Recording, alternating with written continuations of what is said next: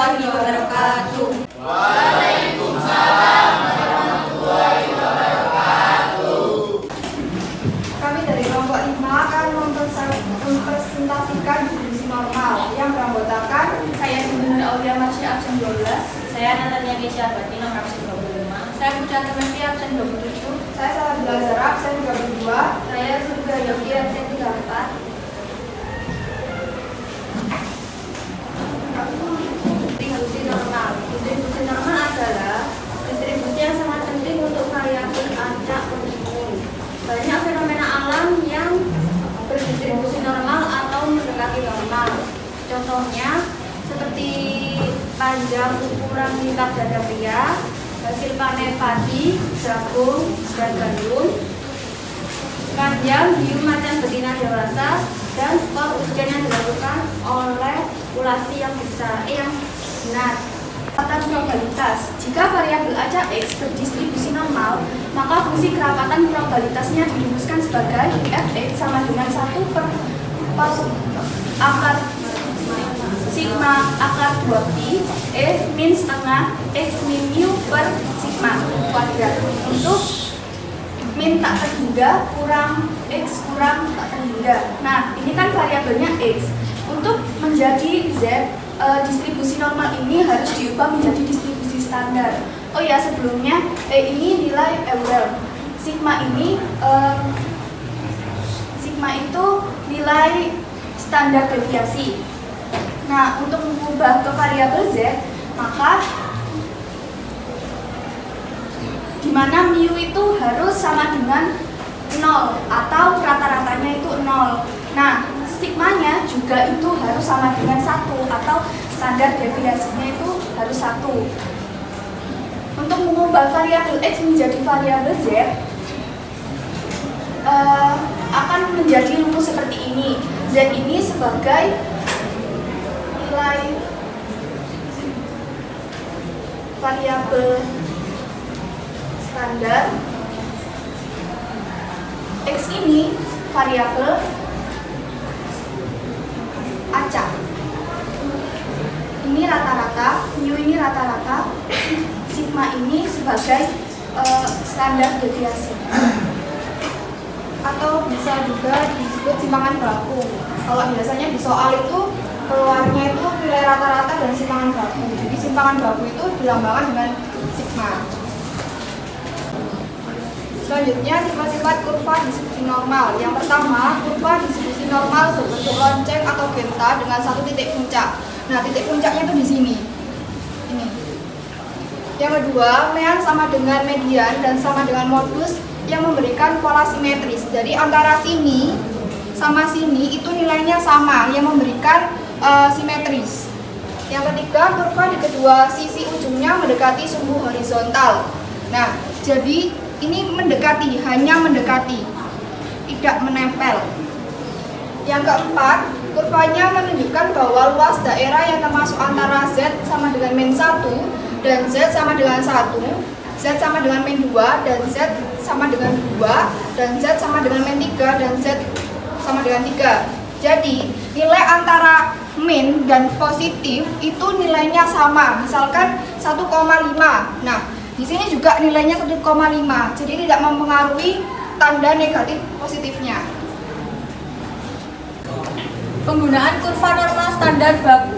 Luas daerah di bawah kurva normal standar dapat ditentukan dengan menggunakan daftar distribusi normal standar, yaitu tabel luas dari kurva normal standar dengan nilai-nilai Z tertentu. Seperti ini tuh kurva simetris, jadi masing-masing sisi itu memiliki nilai 0,5. Ini 0,5, ini 0,5. Jadi satu kurva ini memiliki nilai satuan. Ini kan kurva lonceng atau bisa juga disebut dengan kurva Gauss. Di mana kurva ini tuh kan tadi sudah dijelaskan sama Abel, itu antara sisi kanan dan sisi kiri itu simetris. Kemudian di sini memotong dengan titik puncak yaitu 0. Kemudian di sini kan ada arsiran ya. Arsiran ini tuh disebut dengan luas daerah bawah kurva normal. Kemudian beralih ke tabel distribusi normal dengan nilai Z tertentu. Di Di sini tuh di buku paket bisa dilihat di halaman belakang sendiri ada 2 tabel, yaitu yang pertama nilai Z positif dan yang kedua itu nilai Z negatif. Bagaimana kita menentukan antaranya bahwa arsiran ini positif atau negatif gitu? Jika memotong dari titik puncak kemudian cuma sampai di tengah-tengah, tidak lebih dari 2 itu masuk dengan nilai Z positif. Kalau seandainya yang diarsir itu yang di pojoknya sini, berarti dia menggunakan nilai Z tabel Z negatif. Kemudian di sini kan tertera 1,86. Cara menghitungnya itu kita mencari, yang pertama mencari 1,8, kemudian 0,06. Jadi di tabel itu kita mencari 1,8, kemudian lurusnya dengan 0,6, maka hasilnya ini. Paham apa enggak, Rek? Kalau misalkan arsirannya itu ada di tengah-tengah, baik di sisi positif dan negatif, itu kalian menggunakan tabel yang positif. Kalau arsirannya di sebelah pucuk sama pucuk-pucuk sini, itu menggunakan tabel yang negatif. Kayak gitu. Sebuah pabrik memproduksi bohlam yang ketahanannya berdistribusi normal dengan mean kita ketahui di jam, dan simangan baku atau sigma 50 jam. Tentukan persentase bohlam yang ketahanannya antara 805 jam dan 916 jam. Nah, 805 ini sebagai X1 dan X2-nya yaitu 916 jam. Langsung jawab. Kita menggunakan rumus yang Z sama dengan X kurangi mu per sigma. Langsung kita masukkan saja nilai-nilainya. X1 kita mencari Z1 dulu. X1-nya kan 805 dikurangi mu-nya 850 per sigma-nya 50. Ini hasilnya min 0,9. C2 sama dengan X2 kurangi mu per sigma. X2-nya 916 dikurangi 4, ini ketemunya 1,32. Nah, setelah itu kita mencari, berarti kan ini P min 0,9 kurang dari Z kurang dari 1,32. Kita mencari, kita membuat kurva. Kalau min 0,9 ini jika kita buat kurvanya, min 0,9 itu di sini. Min 0,9. Jadi ini luas arsirannya. Terus 1,32. 1,32. Ini luas arsirannya. Jadi kita menggunakan tabel apa? Ya, kita menggunakan tabel Z positif. Langsung dibuka di tabel belakang buku paket, itu ada tabel Z positif. 0,9 kan dari 0,9 ditambah 0,0. Nah itu hasilnya yaitu 0,3159 ditambah 0,4066 sama dengan 0,7225. Karena yang ditanyakan kan persentase bohlam. Persentase kan otomatis persennya. Jadi ini dikalikan 100% menjadi 72,25 per 100 gitu. Terus yang B banyak 962. Jadi kita pakai X-nya 962. Jadi Z sama dengan X kurangi mu per sigma sama dengan 962 kurangi 850 per 50 sama dengan 2,24. Kalau kita gambarkan itu menjadi seperti ini.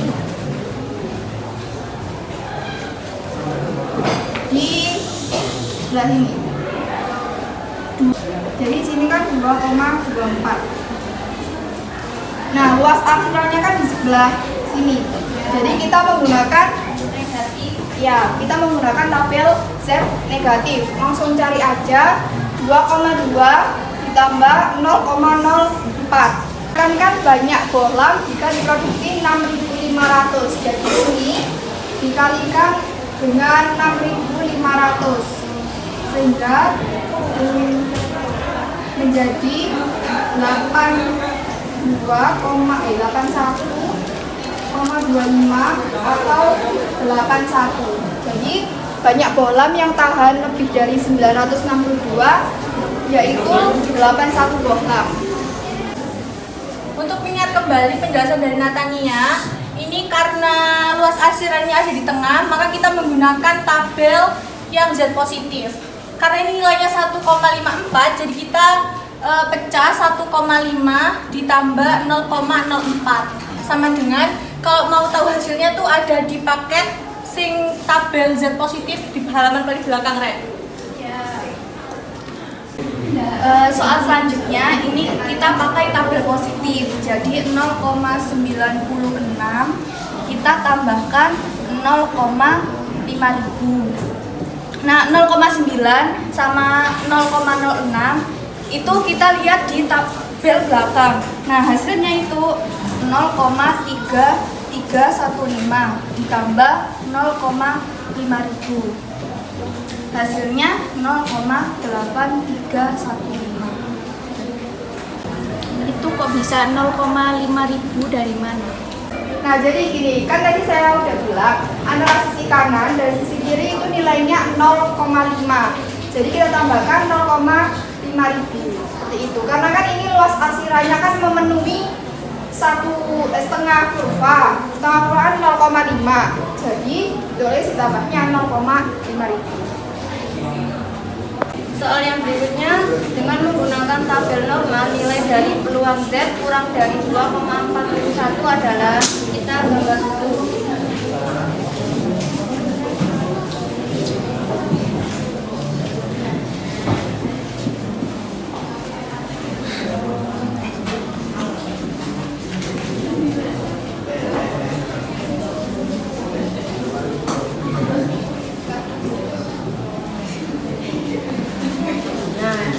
Ini seperti yang dijelaskan sama Afil tadi, kalau yang ini di pojoknya jadi menggunakan yang negatif. Jadi 2,41 ini di tabel itu ketemunya 0,080. Jadi jawabannya yang A.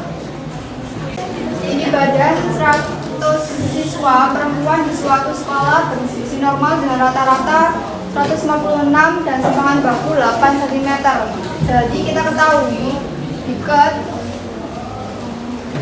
N-nya sama dengan 100 dan rata-rata mu-nya 156 cm dan sigmanya 8. X1-nya dan X2-nya dijawab. Jadi kita langsung menggunakan rumus yang Z sama dengan X per kurangi mu per sigma. X-nya X1-nya 150 kurangi per 8. Namanya min 0,75. Ini Z1. Kita mencari Z2. Yaitu 1 dikurangi per 8 itu sama dengan 0,75. Oke. Kalau kita gambarkan di kurva itu seperti ini.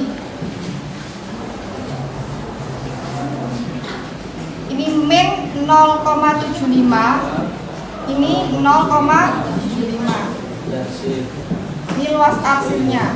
Jadi kita menggunakan tabel yang positif. itu dari 0,7 dan 0,05. Ketemunya itu yaitu ini 0,75 sama dengan 0,2734. Nah, ini ditambah kan, 0,75 ditambah 0,75 ditambah 0,2 tambah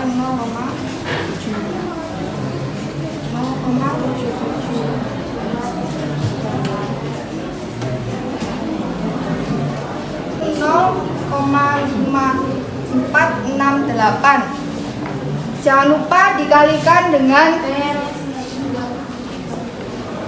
27. Oh iya. Nah, ini tidak sampai sini. Yang ditanyakan yaitu tinggi badan antara 150 cm dan 162. Kan siswanya sebanyak 100. Jadi ini dikalikan dengan 100 sama dengan 54,68 atau 55 siswa. Gitu. Jadi jawabannya yang A.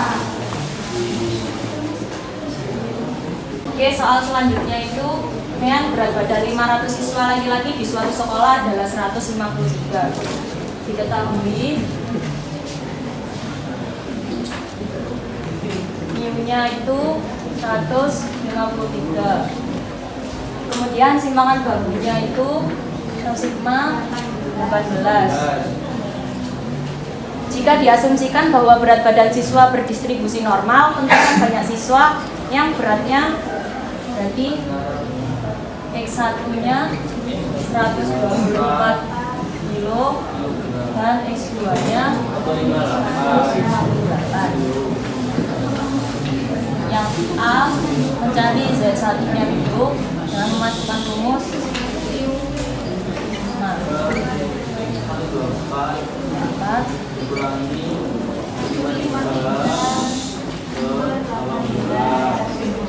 hasilnya itu minus 1,61. Kemudian yang Z2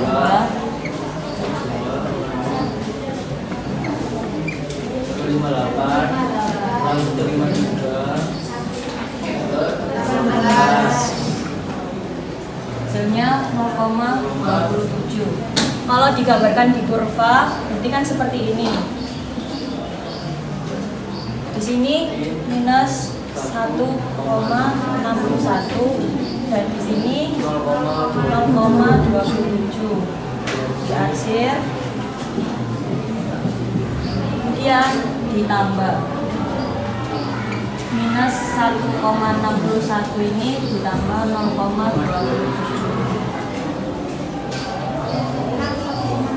1,61 ini dari 1,6 dan 0,01. Ya.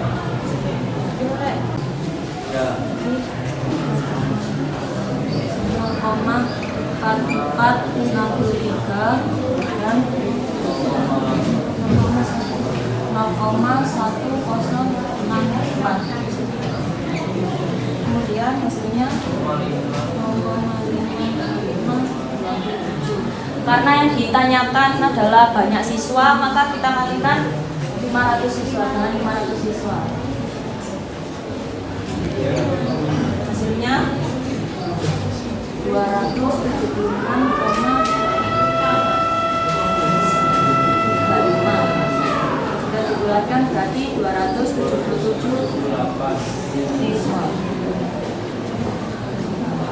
Kemudian yang B lebih dari 187, berarti X-nya 187. 187 hasilnya 1,88. Jika digambarkan di kurva kan gini, 1,88 ada di sini diarsir. Kemudian yang ditanyakan kan lebih dari 187, berarti yang dicari itu yang ini. Kita menggunakan rumus berarti 0,500 dikurangi 1,88 ini.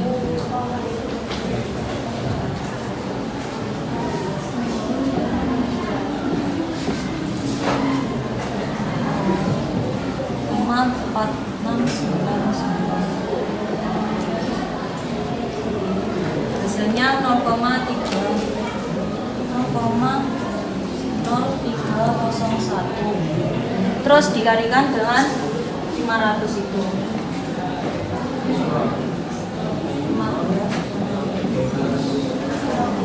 Jadi hasilnya 15 siswa yang beratnya lebih dari 187. Sekian presentasi dari kelompok kami. Yang minta maaf. Wassalamualaikum warahmatullahi wabarakatuh.